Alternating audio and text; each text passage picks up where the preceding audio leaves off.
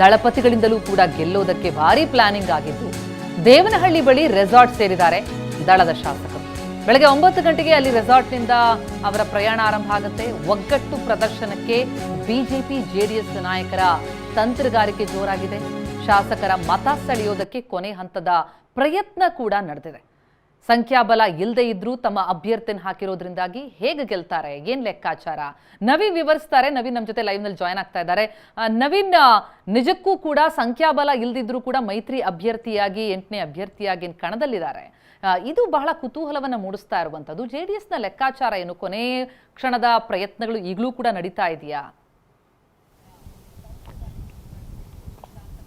ಖಂಡಿತ ಪ್ರತಿಮಾ, ಏನು ಒಂದು ಕಡೆ ಸಂಖ್ಯಾಬಲ ಇಲ್ಲದೆ ಇದ್ರೂ ಸಹ JDS ತನ್ನ ಅಭ್ಯರ್ಥಿನ ಗೆಲ್ಲಿಸ್ಕೊಳ್ಳೇಬೇಕು, ಆ ಮೂಲಕ ಪ್ರತಿಷ್ಠೆಯನ್ನು ಎತ್ತಿಡಬೇಕು ಅಂತ ಹೇಳಿ ಇದೀಗ ಸಾಕಷ್ಟು ಕಸರತ್ತು ನಡೆಸ್ತಾ ಇರ್ತಕ್ಕಂಥದ್ದು. ಈ ನಿಟ್ಟಿನಲ್ಲೇ ಸಾಕಷ್ಟು ಕಸರತ್ತು ನಡೆಸಿ ರಾತ್ರಿಯೇ ಸಹ ಈಗ ಒಂದು ದೇವನಹಳ್ಳಿ ಬಳಿ ಇರ್ತಕ್ಕಂಥ JW ಮ್ಯಾರಿಯಟ್ನ ಈ ಒಂದು ಹೋಟೆಲ್ಗೆ ಶಾಸಕರನ್ನ ಕರೆದುಕೊಂಡು ಬರಲಾಗಿದೆ. ಸ್ವತಃ ಕುಮಾರಸ್ವಾಮಿ ಅವರೇ ಬಂದು ರಾತ್ರಿ ಈ ಒಂದು ಹೋಟೆಲ್ನಲ್ಲಿ 18 ಜನ ಶಾಸಕರು ಕರೆದುಕೊಂಡು ಬಂದು ಒಂದು ಮತದಾನದ ಬಗ್ಗೆ ಸಂಪೂರ್ಣವಾಗಿ ಅವರಿಗೆ ಮಾಹಿತಿಯನ್ನು ಕೊಟ್ಟು ಅಣಕು ಮತದಾನವನ್ನು ಸಹ ಮಾಡಿಸಿ ಹೋಗಿರ್ತಕ್ಕಂಥದ್ದು. ಜೊತೆಗೆ ಈಗಾಗಲೇ ಏನೊಂದು 26 ಏನು BJP ಮತ್ತು JDS ಎರಡೂ ಸೇರಿದ್ರು ಸಹ 26 ಒಂದು ಮತಗಳು ಅಷ್ಟೇ ಆಗ್ತದೆ. ಇನ್ನು 2 ಮತಗಳ ಶಾರ್ಟೇಜ್ ಇದೆ. ಅದನ್ನು ಸಹ ಯಾವ ರೀತಿ ಮಾಡ್ಕೋಬೇಕು ಅಂತಕ್ಕಂಥ ನಿಟ್ಟಲ್ಲಿ ಈಗಾಗಲೇ ಪ್ಲಾನನ್ನು ರಣತಂತ್ರವನ್ನು ರೂಪಿಸ್ಕೊಳ್ಳಲಾಗಿದೆ. ರಾತ್ರಿ 11 ಗಂಟೆವರೆಗೂ ಸಹ ಸ್ವತಃ ಕುಮಾರಸ್ವಾಮಿಯವರೇ ಒಂದು ಈ ಹೋಟೆಲ್ನಲ್ಲಿ ಶಾಸಕರ ಜೊತೆ ಸಭೆಯನ್ನು ನಡೆಸಿ ಒಂದಷ್ಟು ಒಂದು ಮಾಹಿತಿಯನ್ನು ಸಹ ಕೊಟ್ಟು ಹೋಗಿರ್ತಕ್ಕಂಥದ್ದು. 11 ಗಂಟೆ ನಂತರ ತೆರಳಿದ ಕುಮಾರಸ್ವಾಮಿಯವರು ಇದೀಗ ಮತ್ತೆ ಬರ್ತಾರೆ ಅಂತಕ್ಕಂಥ ಒಂದು ಮಾಹಿತಿ ಸಹ ಸಿಗ್ತಾ ಇರ್ತಕ್ಕಂಥದ್ದು. ಜೊತೆಗೆ ಏನೊಂದು 9 ಗಂಟೆ ಸುಮಾರಿಗೆ ಇದೇ ಒಂದು ಹೋಟೆಲ್ನಿಂದ ಒಂದು ಬಸ್ನ ಮುಖಾಂತರ ಎಲ್ಲ ಶಾಸಕರನ್ನು ಒಗ್ಗಟ್ಟಾಗಿ ಕರೆದುಕೊಂಡು ಒಂದು ಚುನಾವಣೆಗೆ ಮತದಾನ ಮಾಡೋದಕ್ಕೆ ಬರೋದಕ್ಕೂ ಸಹ ಸಿದ್ಧವಾಗ್ತಾ ಇದ್ದಾರೆ. ಈಗಾಗಲೇ ಕೆಲ ಶಾಸಕರು ಒಂದು 4-5 ಜನ ಶಾಸಕರು ಈಗಾಗಲೇ ಕುಮಾರಸ್ವಾಮಿ ಅವರ ಜೊತೆಯಲ್ಲಿ ಸಿಟಿಗೆ ಹೊರಟಿದ್ದಾರೆ ರಾತ್ರಿ. ಜೊತೆಗೆ ಈಗ ಅವರು ಸಹ ವಾಪಸ್ ಇಲ್ಲಿಗೆ ಬರ್ತಾರೆ. ಬಂದು ಇಲ್ಲಿಂದ ಒಂದು 9 ಗಂಟೆ ಸುಮಾರಿಗೆ ಬಸ್ನ ಮುಖಾಂತರ ಏನು ವಿಧಾನ ಪರಿಷತ್ ಚುನಾವಣೆಗೆ ಇಲ್ಲಿ ತೆರಳುವಂಥ ಸಾಧ್ಯತೆ ಹೆಚ್ಚಾಗಿ ಕಂಡು ಬರ್ತಾ ಇರ್ತಕ್ಕಂಥದ್ದು. ಪ್ರತಿಮಾ, ಸಂಪರ್ಕದಲ್ಲಿ ನವೀನ್, ಇನ್ನಷ್ಟು ಡೀಟೇಲ್ಸ್ ಪಡಿತಾ ಹೋಗ್ತೀನಿ. ಇನ್ನು ಬಿಜೆಪಿ ಕಡೆಯಿಂದ ಯಾವ ರೀತಿಯಾದಂತಹ ಪ್ರಯತ್ನಗಳಾಗ್ತಾ ಇದೆ ನೋಡ್ತಾ ಹೋದ್ರೆ, ಅಲ್ಲಿ ತಲಾ 29 ಮತ ನಿಗದಿಯಾಗಿದೆ. ಇಬ್ಬರು ಅಭ್ಯರ್ಥಿಗಳಿಗೆ 29 ಮತ ನಿಗದಿಯಾಗಿರುವುದು. ಬೆಳಿಗ್ಗೆ 8:30ಕ್ಕೆ ಕಚೇರಿಗೆ ಬನ್ನಿ ಅಂತ ಶಾಸಕರಿಗೆಲ್ಲ ಸೂಚನೆ ಕೊಟ್ಟಿದ್ದಾರೆ. ವಿಪಕ್ಷ ನಾಯಕ ಆರ್ ಅಶೋಕ್ ಅವರ ಕಚೇರಿಗೆ ಬರುವಂತೆ ಸೂಚನೆ ಬಂದಿದೆ. ವಿಧಾನಸೌಧದ ವಿಪಕ್ಷ ನಾಯಕರ ಕಚೇರಿಗೆ ಬರುವಂತಹ ಸೂಚನೆಯಲ್ಲಿ ಅಶೋಕ್ ಕಚೇರಿಯಿಂದ ಮತ ಚಲಾವಣೆಗೆ ಶಾಸಕರು ತೆರಳುತ್ತಾರೆ. ಬಿಜೆಪಿಯ ಚುನಾವಣಾ ಏಜೆಂಟ್ ಆಗಿರುವಂತಹ MLC ರವಿಕುಮಾರ್, ಪರಿಷತ್ನ ವಿಪಕ್ಷ ಮುಖ್ಯ ಸಚೇತಕರು ಕೂಡ ಹೌದು ರವಿಕುಮಾರ್. ಈಗಾಗಲೇ ಸೂಚನೆ ಹೋಗಲಾಗಿದೆ. ಯಾವ ರೀತಿಯಲ್ಲಿ ಮತವನ್ನು ಚಲಾಯಿಸಬೇಕು ಅನ್ನೋದ್ರ ಬಗ್ಗೆ ಟ್ರೈನಿಂಗ್ ಆಗಿದೆ.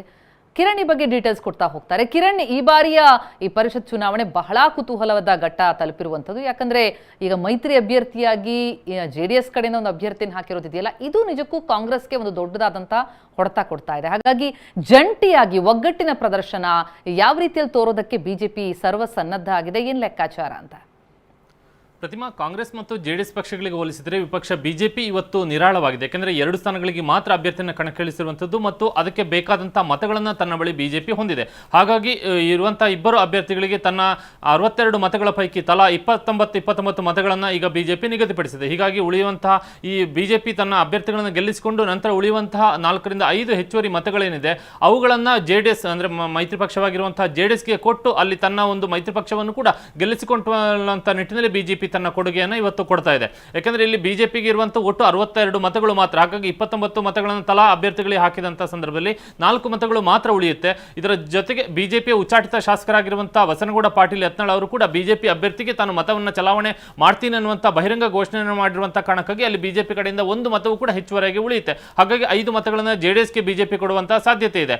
ಇದರ ಜೊತೆಗೆ ಇವತ್ತು ಬೆಳಗ್ಗೆ 8:30ಕ್ಕೆ ಬಿಜೆಪಿ ಶಾಸನ ಪಕ್ಷ ನಾಯಕ ಮತ್ತು ವಿಪಕ್ಷ ನಾಯಕರಾಗಿರುವಂತಹ ಆರ್ ಅಶೋಕ್ ಅವರ ಕಚೇರಿಗೆ ವಿಧಾನಸೌಧ ಕಚೇರಿಗೆ ಬರುವಂತೆ ಎಲ್ಲ ಬಿಜೆಪಿ ಶಾಸಕರಿಗೆ ಸೂಚನೆಯನ್ನು ಕೊಡಲಾಗಿದೆ. ಅಲ್ಲಿ ಅವರಿಗೆ ವಿಪ್ ಅನ್ನು ಕೂಡ ಜಾರಿ ಮಾಡಲಾಗುತ್ತೆ. ನಂತರ ಉಪಹಾರದ ಬಳಿಕ ಅಲ್ಲಿ ಯಾವ ಶಾಸಕರು ಯಾವ ಅಭ್ಯರ್ಥಿಗೆ, ಇಬ್ಬರು ಅಭ್ಯರ್ಥಿಗಳ ಪೈಕಿ ಯಾರಿಗೆ ಮತ ಚಲಾವಣೆಯನ್ನು ಮಾಡಬೇಕೆನ್ನುವ ನಿರ್ದೇಶನವನ್ನು ಉಪಹಾರ ಕೂಟದ ನಂತರ ವಿಪಕ್ಷ ನಾಯಕರ ಕಚೇರಿಯಲ್ಲೇ ಕೊಡಲಾಗುತ್ತೆ. ಆನಂತರ ಬಿಜೆಪಿ ಶಾಸಕರು ತಂಡವಾಗಿ ಹೋಗಿ ಮತವನ್ನು ಚಲಾವಣೆ ಮಾಡ್ತಾರೆ. ಹೀಗಾಗಿ ಬಿಜೆಪಿ ಕಾರ್ಯತಂತ್ರಗಳೆಲ್ಲವೂ ಕೂಡ ಒಂದು ರೀತಿಯಲ್ಲಿ ಸುಸೂತ್ರವಾಗಿದೆ.